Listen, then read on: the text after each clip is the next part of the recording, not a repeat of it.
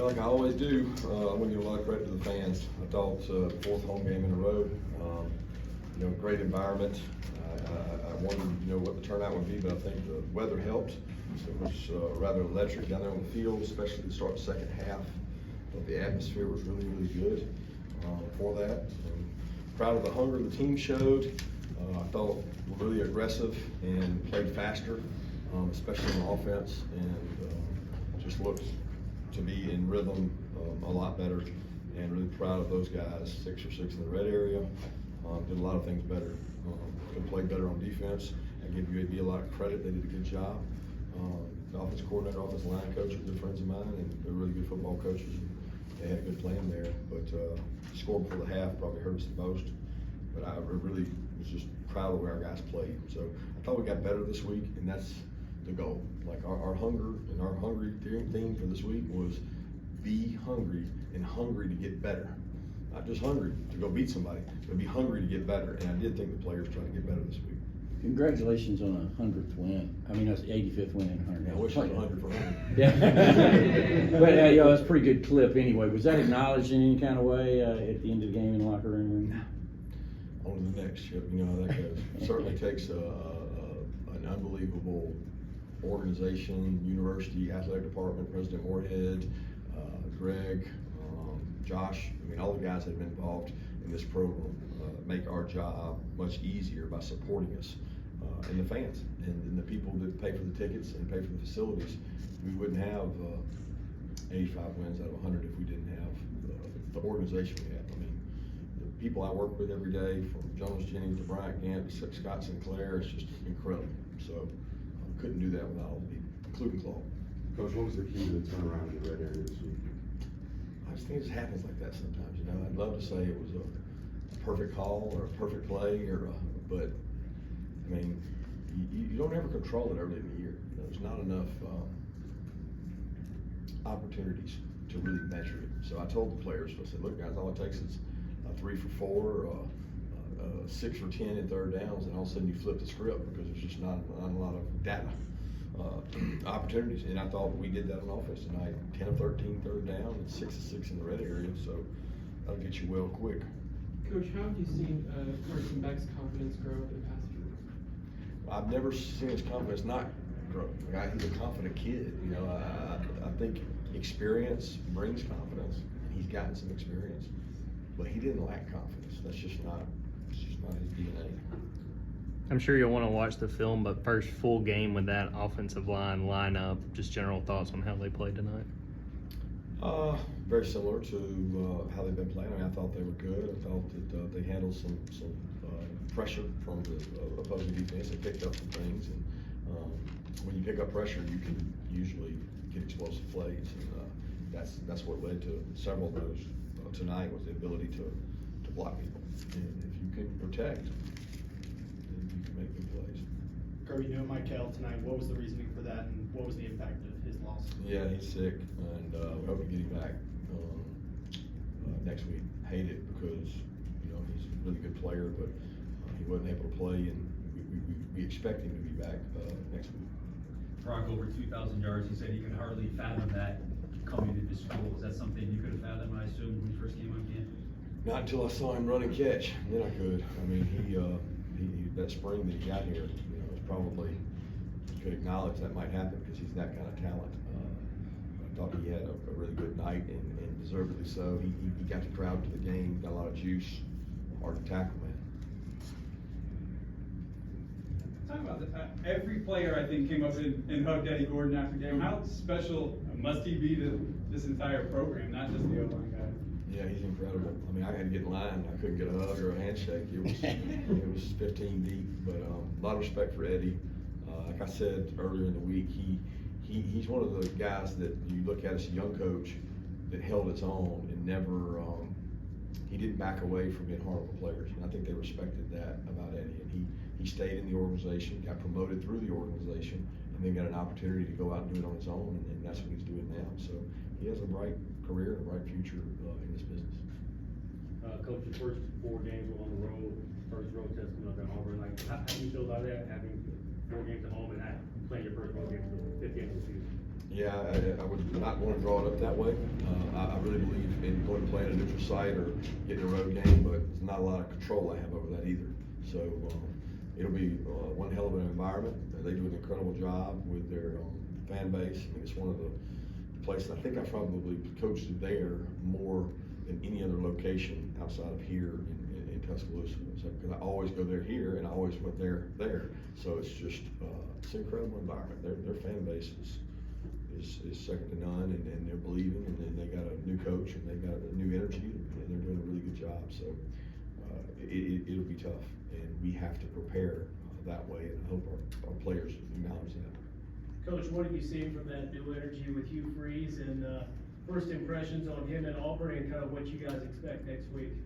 I don't know if I can answer that fairly because I haven't seen him. You know, I don't know that. I certainly have a lot of respect for Hugh, and I know the coach he is. I know the motivator and the teacher he is, and he gets the players to play really hard for him. They respect him, and they buy in, and they got an incredible staff. So those guys do a really good job. Coach, I think for the second straight week, your defense gave up a 2-minute drive right there before the half. What went wrong, I guess?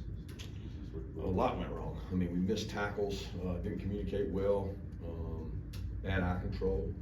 What's sad is that, you know, Schumann and the defensive staff do an unbelievable job of scripted plays before the game. There's about 70 play walkthrough we do, and they hit on almost every one of them, and they out-executed us. I mean, just at the end of the day, they did their job, and we didn't do our job as good. And, we had 2 chances, I thought, for sacks, and we missed them. We didn't finish on the quarterback. He's a big, thick kid, thick lowers.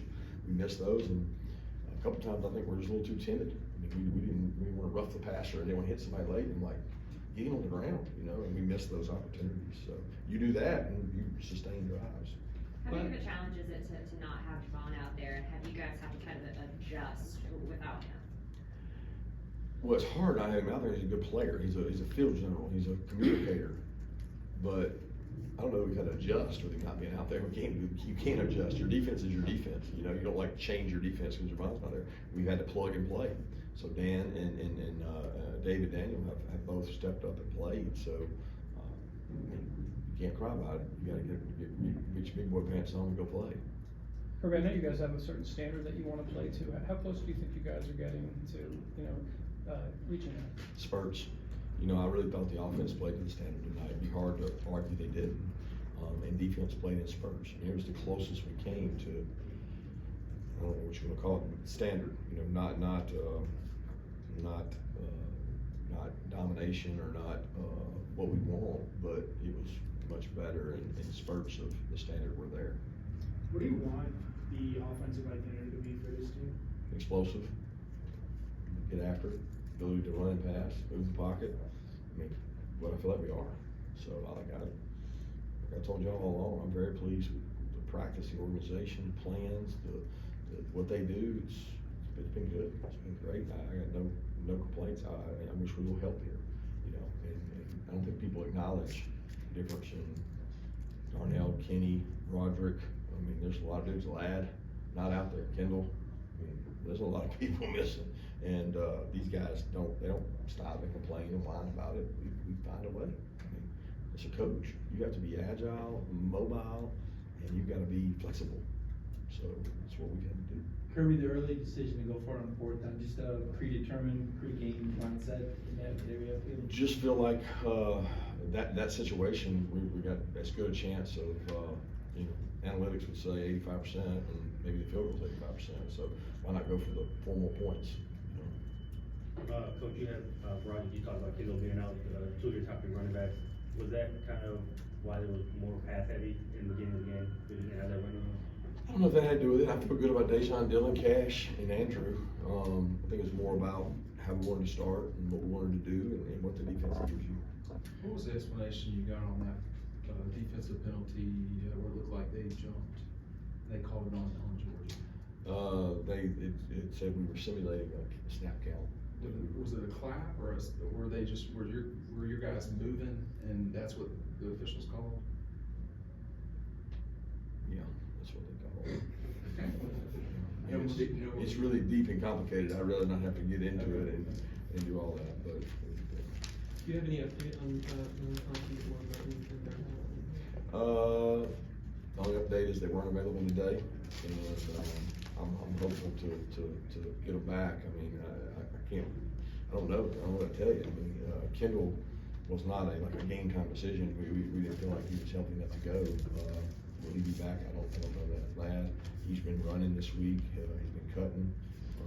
He got to run today and work out this morning and do some things. He's been in a black shirt, so we're hopeful.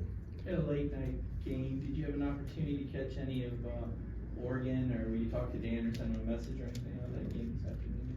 No, I hadn't seen any really other games than what was on the screen of ours. I mean, I hadn't seen any other games. Not having all those offensive players you named, the guys that are in the NFL and the guys that are banged up, how important is it to have two guys like Brock and Marcus that can help a young quarterback like Carson? Well, it's not just Brock and Marcus, it's everybody. I mean, it's everybody. It's Oscar Delp has been invaluable. He's been healthy, number one, and he's worked really hard to improve. He's improved his blocking skills. You know, not being healthy at that position has been tough, and the wideouts have been in and out. So, you know, Marcus didn't practice all week and just got cleared barely for the game, or we were going to be without him. So it's I look at it as there were 6 starters that were out today, and probably 6 twos. You know, so it's just. It is what it is. We got to do a good job and adjust to it. I'm not gonna sit up and cry about it. There's other teams in the SEC's got the same problem. I know you've talked about needing to run the ball in the red zone to be successful. Just how much better do you feel like y'all did in that area tonight? Again, like you said, 6 for 6, scoring touchdowns down there. Yeah, I don't know. Yeah, I think we did. I don't know how many were rushes and how many of them were throws. We had 3 touchdown passes. I don't know how many of those came from the red area. So, I mean, it seemed like we ran it better. We kept people off balance, you know. And usually the equation is if 19 touches the ball, good things happen.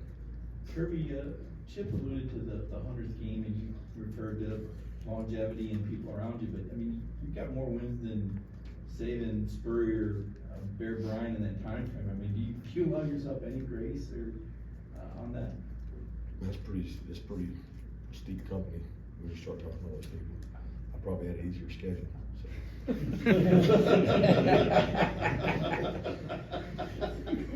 Coach, you mentioned the last 2 weeks, both teams bringing some pressure.